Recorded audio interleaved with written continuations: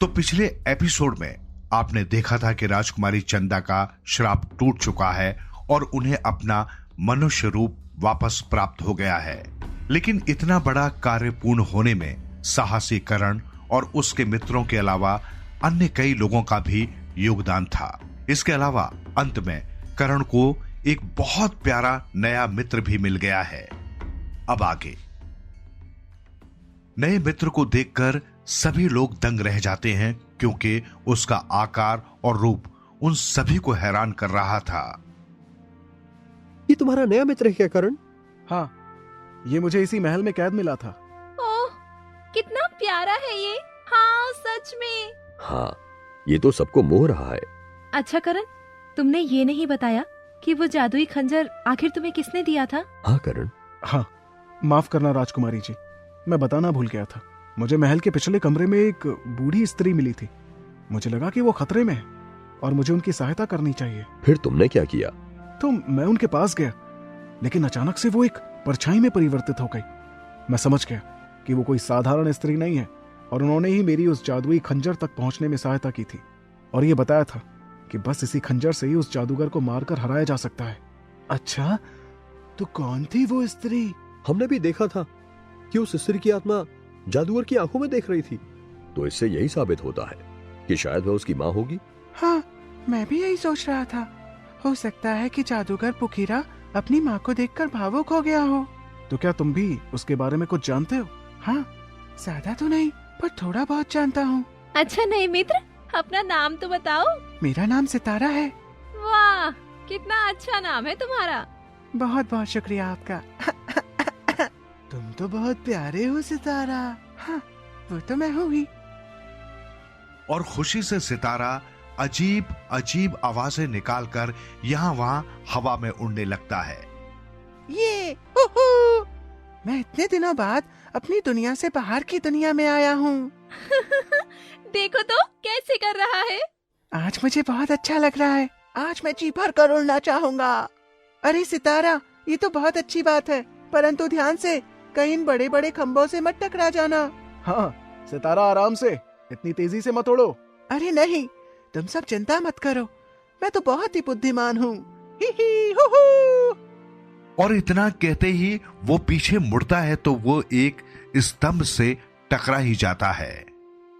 सितारा, कहा था ना तुम्हें। बहुत चोट लग गई है मुझे तो। अरे तभी तो हम कह रहे थे ना। पर मैं ठीक हूँ, लेकिन थोड़ी चोट लग गई है। मुझे इस स्तंभ पर बहुत गुस्सा आ रहा है। मैं अभी इसे यहाँ से गायब कर देता हूँ। सितारा है मेरा नाम, जादू करना है मेरा काम। सितारा है मेरा नाम, जादू करना है मेरा काम। तभी सितारा चुटकी बजाता है, लेकिन वो स्तंभ गायब होने की बजाय उसके पीछे वाला स्तंभ गायब हो जाता है। हाँ, ये क्या किया? जादू उस स्तंभ पर चल गया। ओहो, रुको, अभी फिर से जादू करता हूँ। बस भी करो अब। सितारा है मेरा नाम, जादू करना है मेरा काम।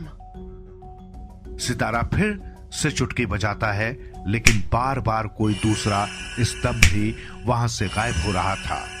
ओहो सितारा, ये क्या हो रहा है तुम्हें?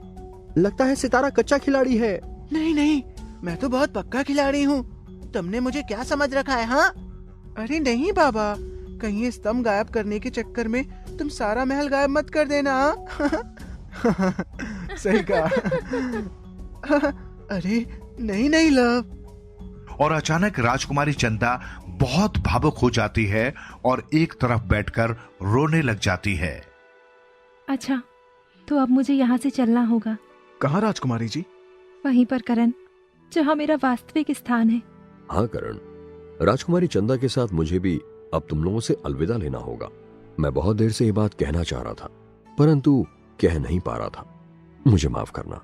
अरे नहीं वधिराज जी, इसमें माफी मांगने वाली कौन सी बात है? आपने ही तो इस मायावी सफर में हमारा बहुत साथ दिया है। हाँ, माफी मांगकर हमें शर्मिंदा ना करें। तो क्या राजकुमारी जी और वधिराज दोनों यहाँ से चले जाएंगे? ये बात सुनकर राजकुमारी चंदा टॉबी को गोद में उठा लेती है। हाँ टॉबी, मुझे तुम सबकी बहुत याद आएगी, परंतु तुम सभी चिंता मत करो।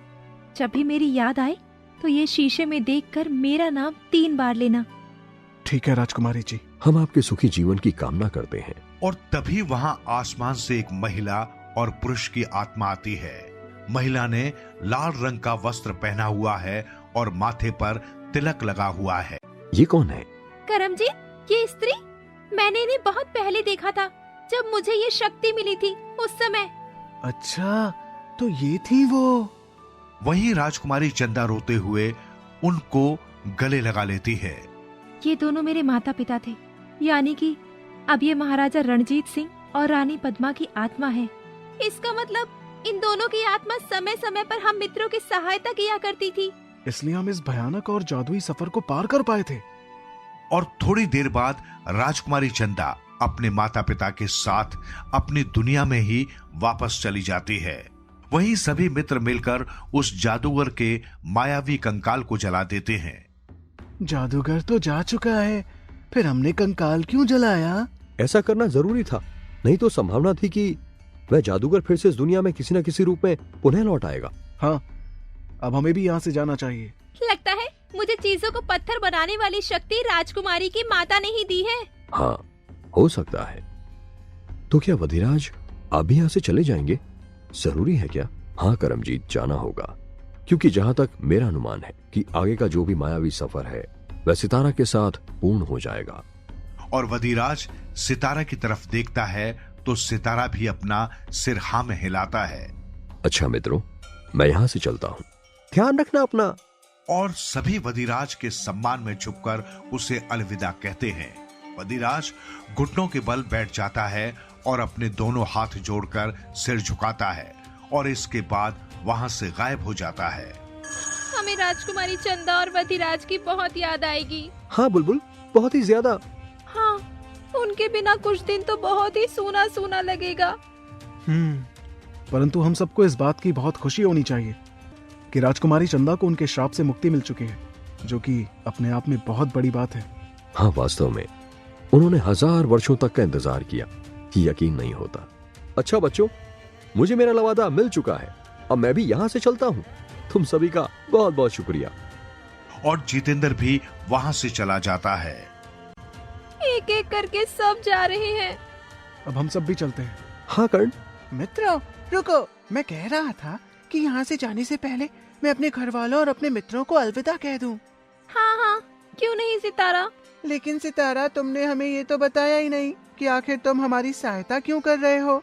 हाँ बताओ सितारा। दरअसल एक समय की बात है जब हमारी दुनिया में एक डोबर नाम का राक्षस घुस आया था।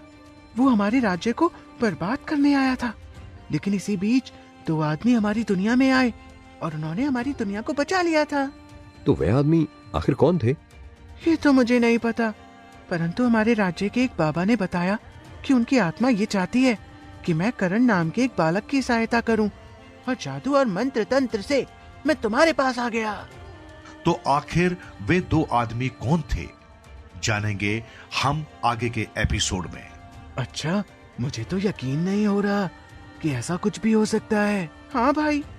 सितारा के साथ उसकी जादुई दुनिया में जाने से पहले सभी ने अपने अपने लॉकेट उतारकर करण को दे दिए और करण ने उन सभी लॉकेट्स को एक पोटली में डालकर वहां पास ही बनी शिव भगवान की मूर्ति के साथ रख दिया, ताकि जब ये आम लोगों को मिले तो इन सभी लॉकेट्स की अच्छी शक्तियों से लोगों की रक्षा शैतानों की बुरी शक्तियों से होती रहे। तो चलो फिर मेरी दुनिया में सभी तैयार हो ना? हाँ, हम बिल्कुल तैयार हैं। तो चलो। और अपने जादू का इस्तेमाल करके सितारा उन सभी को अपनी दुनिया में ले जाता है। सितारा जिस दुनिया में रहता था वो दुनिया बहुत ही खूबसूरत थी। हर जगह रंग बिरंगे फूल पौधे और तितलियां उड़ रही थी। आओ आओ मित्रों, मैं अभी तुम्हें अपने बाकी साथियों से मिलवाता हूँ। उन्हें देखकर तुम सबको बहुत खुशी होगी। हाँ सितारा, क्यों नहीं। और सभी मित्र उस मायावी और जादुई स्थान को देखते हुए और आनंद उठाते हुए आगे बढ़ रहे थे। वाह, काफी अद्भुत जगह है। हाँ करण, सच में बहुत खूबसूरत। अरे आगे बढ़ते रहो, अभी तो और भी नई नई और विचित्र चीजों का आनंद लेना बाकी है। अच्छा, सच्ची? हाँ बुलबुल। और थोड़ी देर बाद सभी लोग उस जगह पर आ जाते हैं जहां सितारा के मित्र रहा करते हैं। सितारा अपने मित्रों को आवाज लगाता है। तुम सब कहाँ हो? बाहर आ जाओ, मेरे नए मित्रों से मिलो, जल्दी आओ। और तभी वहां पर सितारा के जैसे अन्य जादुई लोग आ जाते हैं जो कि बिल्कुल सितारा जैसे दिख रहे थे। वाह, ये तो बिल्कुल तुम्हारे जैसे दिखते हैं, बस रंग अलग है। और तभी सितारा के मित्र उन्हें देखकर हंसने लगते हैं। ये हमें देखकर ऐसे क्यों हंस रहे हैं कर्ण? पता नहीं टॉबी। अरे तुम सब ये क्या कर रहे हो? ये मेरे मित्र हैं। तो आखिर सितारा के मित्र हंस क्यों रहे थे, जानेंगे हम अगले एपिसोड में।